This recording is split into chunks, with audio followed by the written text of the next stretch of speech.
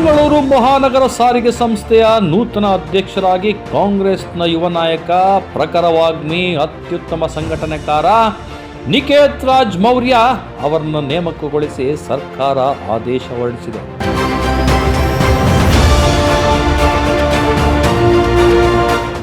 BMTC ಅತ್ಯಂತ ಸಂಕಷ್ಟದಲ್ಲಿರುವ ಸನ್ನಿವೇಶದಲ್ಲೇ ಅಧ್ಯಕ್ಷರಾಗಿ ನಿಕೇತ್ ರಾಜ್ ನೇಮಕಗೊಂಡಿದ್ದಾರೆ.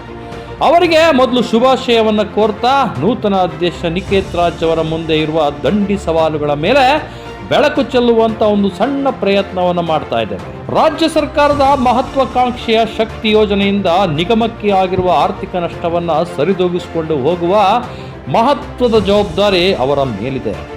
ಸರ್ಕಾರದಿಂದ ನಿಗಮಕ್ಕೆ ಬರಬೇಕಿರೋ ಸಾವಿರಾರು ಕೋಟಿ ಅನುದಾನ ಮತ್ತು ಬಾಕಿಯನ್ನು ತರುವ ಜವಾಬ್ದಾರಿಯು ಅವರ ಹೆಗಲ ಮೇಲಿದೆ.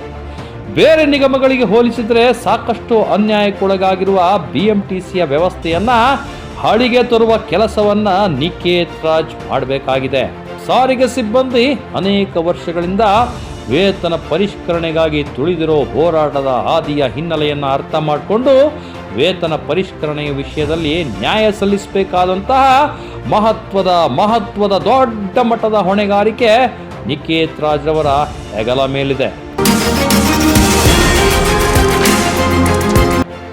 ಇದೆಲ್ಲಕ್ಕಿಂತ ಹೆಚ್ಚಾಗಿ ಸಾರಿಗೆ ಸಿಬ್ಬಂದಿಯ ಕಲ್ಯಾಣ, ಅಭ್ಯುದಯ, ಕ್ಷೇಮಾಭಿವೃದ್ಧಿ ಅಂತ ಅನೇಕ ವಿಷಯಗಳ ಬಗ್ಗೆ ಸರ್ಕಾರದ ಜೊತೆ ನಡೆಸುತ್ತಿರುವ ಸಂಘರ್ಷಕ್ಕೆ ತಾರ್ಕಿಕ ಅಂತ್ಯವನ್ನು ನೀಡಬೇಕಾದ ಜವಾಬ್ದಾರಿನೂ ಕೂಡ ಹೊಸ ಅಧ್ಯಕ್ಷರ ಮೇಲಿದೆ.